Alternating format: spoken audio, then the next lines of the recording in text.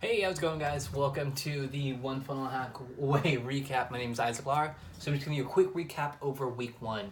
So what we've learned so far. So the biggest takeaways that I've gotten from week one. I don't know what other people learned. Hopefully they learned the same exact thing. All right, so I wrote a list down. So I just break like the list down really. So it'll be one, pay attention to the sales message. The other one is how to funnel hack exactly. So it's not just like, oh, what type of funnel are they using? Are they using like a tripwire? It's not just that. It's that, but it's also like, how are they presenting the offer? How are they delivering it? How's the sales message being portrayed? What type of like sequence are they getting? Like, how is the offer structured? The other one was the Facebook ads hack. So how to go through Facebook and actually like see a page and see like, okay, so how are they doing their ads? Fantastic. All right, I can model it. So they have this in there. All right, cool. It's not copying it word for word. It's just modeling it. The other one was, how to set up like your offer for like future pacing. So there's how to find the solution to a problem and then help solve that problem, and then the new solution that you have is going to create another problem and have something else fix that problem. I think I said that right. Yeah, I did. So it was talking about that. So it's just like, so if I am the best one, honestly, that's the best one. Like, if I'm going to go hamburger shopping, I'm going to get like the patty, and then I'm like, all right, I'm going to need buns. Okay, I'm going to probably need like lettuce, or I'm going to need tomatoes. Like, so it's how it's like future pacing. So you want to set your product offers just like that. So it's like, oh, I'm probably going to need this. I'm like, oh, cool, there, I got that. The other one was the three psychological objections, not objectives. So it's the one is like the product or offer itself, the internal belief, and then the external belief. Like, if you could solve all three of those, you will have an irresistible offer.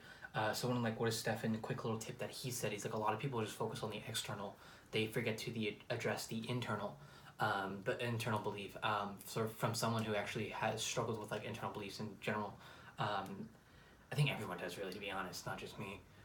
But yeah, you get to like give yourself permission. Like, oh, but I don't know if I can. Like, okay, you can, and I'll show you how. You're like, oh, that solves that belief. The other one was giving away like your secret sauce for free. So like when you're creating your offer, you find like the sexiest thing. Like, so whatever the sexiest thing is, like, that is your secret sauce. You give it away for free to get people into your door. Similar like how Szechuan sauce is. Rick and Morty reference. Love that show. Anyways, but it's just you want to get people into the door, to get them to like you immediately.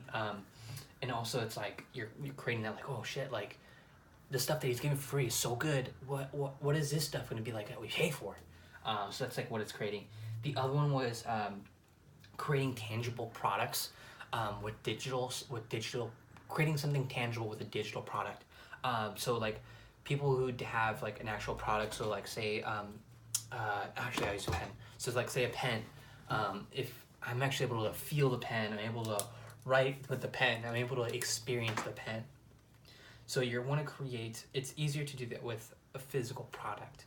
With digital products, it's a lot harder to do that, because, like say it's like a software, you can't feel it, like it doesn't exist, and it's on a computer.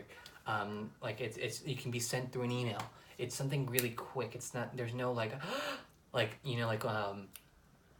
it's like Christmas time or something like that, and you're walking down, like when you're a little kid, and you're like, you can't wait, like Santa Claus, like, oh my god, I can't wait to open my mom like gifts. You have that built up anticipation. You're like, oh my god, and then once you experience it, it's like, it's that whole experience. Like, I think you remember the build up more instead of the actual like unveiling, because that's like where more excitement is. So that was like the big thing. So with a digital product, to make it tangible, you want to create like an e-cover. So if I'm selling like an ebook, let's do very sloppy writing, but I hope you get the point. So if I'm giving an ebook and I'm just like, oh, you get this and this and this, but there's the person can't see anything. Like, so there's people who are visual, so they want to be actual see some sort of like ebook cover where it fills in that gap. So it's like they have something that's tangible. It's like, oh, I can see that. So it does exist. So that's what that's like. So being able to create that with that. So you're able to create that experience for your customers or clients. So it was talking about that. So that's with the ebooks or like software, anything, like any sort of like digital product. So like if you're giving like a free video series, instead of just like, oh, you're just gonna get this, like create like a DVD cassette. Like, so it's like a bunch of DVDs right here, like a DVD cassette tape. So like they know they're not gonna get that, because who freaking uses DVD unless it's Blu-ray? But you stream majority of your stuff. But they're gonna see, like they get to have that tangible feel. They get to see it. They're able to like think of it that it's there. I think I beat the horse with that thing. But yeah, so that was like one of the biggest things I took away from this week, from the one funnel away challenge. The other one was imperfect action. So for me, I struggle with being perfect. Like, oh, I'm like, okay, like this needs to be perfect. I will be tweaking something to the point where I'm like, okay, like analysis paralysis. I think that's the best one to use. So if I'm creating something, it's just like, okay, I would focus on something. Oh shit. So like, for me, say like I was creating my own like ebook cover, I would focus like on the font, or like how far is it lined up between the sides and over here. Like are the corners round? Like, does the graphic make it look like it's flashing light off it, instead of just like, oh, here's the fucking e-cover. Like, just get shit done. So like, done is better than perfect. So that's one thing I've been working on a lot, and I'm happy they addressed it in this week. The other one was future pacing. I kind of touched on that earlier in the video, with your offer and how to structure it, but also just like seeing like, okay, where you want to create your offer and then create your products and your sales message of like, where can I lead them? I want to lead them to do this, to take this action. And then the other one is everything is hook story offer. It's not just like, oh, I just do this hook story offer and it applies to everything. It's like each individual step has a hook story offer. So if you're having like an ad, you need to have a hook, a story, and an offer for people to get into the ad, stop scrolling, look at it, see the story that you're giving, and then the offer. So if I'm giving an ad, the offer would be like, get my free ebook. Then they go here. What's the hook, the story, the offer? The hook could be like the title, and then the offer is like, get it. The story is like, this is what the ebook's about, and the offer is like, give me your email. So you want to have that for each step in your funnel. For each step, everything that you do is hook, story, offer. So they had us really pay attention when we were like funnel hacking other people's commercials, or just like when you're watching a TV show, or when you ever think of anything, like what got your attention? Like, what was that hook? What was the story? And I was like, oh wow, like I really resonated with that. And like, what was the offer? So that's what they were talking about. And then the other one was first sell, then create, especially with like higher ticket products. So you don't want to like spend so much freaking time creating a course that you don't even know what the market wants. So like, you want to sell first and then create, especially with like higher ticket items. Stefan Larsen really touched on that. He said like, I usually create like the low ticket stuff, I'll create then sell, because it's to get people in the door. But like the higher ticket stuff, I sell that first and then I'll create. I will adjust it to the market and what they want. The other thing that was really big too was people buy the same exact thing at a higher price if it's packaged differently. So the best one the best one I can think of would be like an ebook funnel. Not with an ebook, like a book. So like the book itself is cheaper. So say it's like $7. So that's like actually like one of Russell Brunson's the book funnel. Like shipping it out is like $7.95. You just pay for shipping, and then the audiobook's like $37. So you're buying the same exact thing, but I like audio. I like listen to when I'm working or like working out. So I'll be like, oh shit, I actually like that more. I'll buy it. I just bought the same exact physical book, but I bought the audio version and it was more expensive. So you could do that same exact thing, like when you're like checking out the red market. You want to see what the red market's, who's selling something and how they're selling it. You're like, okay, so I see that they're selling this. How are they selling this thing? Okay, cool. If they're just giving physical copies, why don't I just give digital copies or something like that? You want to change the way it's delivered so you can charge more and then get more money. And you create your own blue ocean as well. So if you're doing like Facebook ads, that's Red Ocean just doing Facebook ads. That's it. And then you like come across, you're like, okay, so the market is just people who use like ads for their business. All right, how about I do this? I'll create Facebook ads for dermatologists. There we go. Boom. That creates a whole other blue ocean, but you're able to resell it to the red ocean. And then I hope I said it right. So you create the blue ocean, and people will buy. People from the red ocean will buy. And then the other thing that I got was increase the value. So value is everything. So like one quick way to increase the value with anything is create an offer. Instead of just selling a product, instead of like, oh, you're just gonna get this ebook, and you're like, okay, you're gonna get this free DVD set or video training. You're also gonna get my free worksheet for oh shoot. You're also getting my free worksheet that breaks down the simplest ways to create an offer. You're stacking products on top of each other to create the offer. So when you're stacking these products on top of each other, boom, boom, boom, you're elevating, you're skyrocketing the value. The perceived value goes up. So when you present like, oh, it's gonna be this, you're like, oh my god, like the person who perceives the value, they're like, oh my god, that's such a good deal. Like I'm getting all this for this value, and they're charging this much. Like, oh my god. So that's what they were talking about. And then the other one was everything that you do like with your business revolves around the offer. So if your offer sucks, everything else is gonna suck. You're not gonna get any leads. You're not gonna get any sales. Nothing's gonna work out. It's because your offer sucks. Also, you don't want to just like build out everything and be like, all right, well, let's create an offer now. Like no, like one thing I took away from Russell was like he creates the offer first. Brainstorm. Like just fill up the whole whiteboard with just brainstorming ideas, like what you can sell.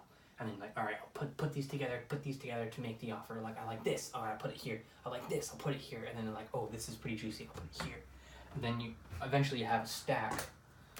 You have a stack of products, and then what you do is you sell that as an offer. Offer. I spelled offer wrong, but anyways, I hope you get the point. But that's the whole point of it. You're stacking products. You're creating the offer. You're increasing that value. You're increasing the value for your customer or your client or whoever's purchasing or whoever's looking to like download it or anything like that. So that was the big thing. It's like it's not products. Like everyone is doing products. You want to create offers. The other one is you want to keep adjusting to the market. So who gives a fuck about what you think? It's about what the market thinks. The market will develop what they want. They'll create what they want. They'll tell you what they want. So one thing I struggle with now is doing like print on demand and like drop shipping and stuff. I would create a product and it's just a regular old product. What you're doing with the product, you're price shopping. You're like, oh, well, I can get a shirt like this. It's $10 when I'm selling for $15. And I remember I hated that. I would compete on price. I would like create a shirt and like in a niche. So like I'd be like, okay, so my competition is charging $22. I'll charge $19. And then I'll find like another site that's charging like similar design to what I have, and then it would just be like $15. So I'm like, what the fuck? So there's no point in being the second cheapest ever in any business. It's from Dan Kennedy. But so the market will tell you. So back to like when I was saying like with my e-commerce and how I struggled with it was I would create a design, create a shirt, and like, oh, this is so cool. Like I would buy this shirt. And then when I like place my ads or I post it or anything like that, I would have people comment like, oh man, this would be so cool if you had this shirt, like the same exact design, but with this character or this person or something like that. And then another person would comment the same thing or like that comment. And I'd be like, oh my God, are you serious? Like buy this shirt, just buy it. Instead of listening to the market and like letting go of my pride and not even knowing it at the time, really. Just like, okay, so the market wants this design. All right, I'll create the design. I'll give it to them. Bam! Instead of just be like, okay, you're gonna buy, and getting so angry with it, and like having my pride on the line, and just like ruined it. Like I sucked at it. Like I wasn't making sales, and that's why I wasn't listening to the market. So like, don't fall in love with an offer. Don't fall in love with a product. One of the big secrets from the marketing secret black book I got was like fall in love with the market. Don't fall in love with the product offer. If you fall in love with the market, you'll actually find something for that market. The other thing was focusing on the who, not the how. So so not like a, I don't know what I was gonna say on that one, but yeah, so like the who is like, who can solve this problem for me? Who can do this for me? So as you can tell, I'm really good at art. If I focus on who's better at creating art than me, that can create something for me like this, I'm done. Like I keep my momentum. But if I focus on now, I'm like, okay, I create all the content, but now I don't know how to create graphic design. So like I deep dive into Photoshop or Canva, and I'm like, oh, how do I do this? How do I do this? How do I do this? And I get distracted. So I like build up momentum, bam, bam, bam, and then I get sidetracked because I'm focusing on the how. But if I focus on the who, my momentum keeps going because my who, the person who's the who, is creating it for me. I don't need to know how to do everything. That's like one thing that I was struggling with. So like for graphic design, I'd spend hours. Oh my god, I would spend hours trying to create a freaking ebook cover, and learning all the tips and tricks and spending all this time, and then I build up all this momentum, and then when I try to freaking create a design, just freaking down, and then you get in this pool of like depression, and then procrastination, and then you freaking have to slowly build up your momentum again, and then look, it takes you forever if you like it's. So like if I focus on the how and I'm building up this momentum, fantastic. Yes, I'm doing stuff. And then I freaking focus on the how and I drop here. I have to work so much harder to get back to where I originally was with my momentum.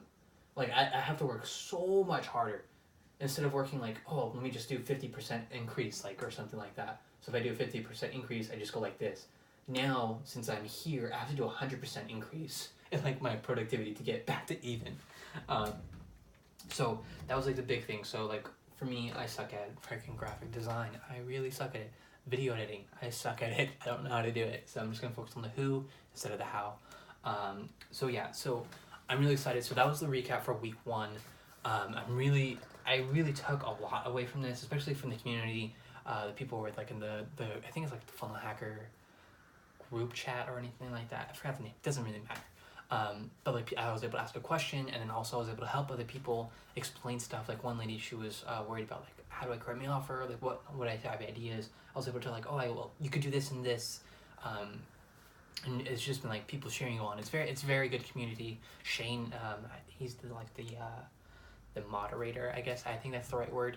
But he's like giving like daily things. Like it looks like it makes you feel like, wow, like I'm really part of something. It's really good. It's the experience, which I like about it as well. They create the good experience.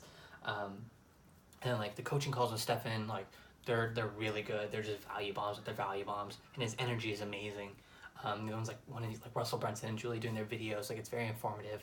And also like I like to just look at how everyone's presenting themselves, how they're holding themselves, how they're like introducing themselves. And I'm just trying to model and just model like what success is leaving the pattern.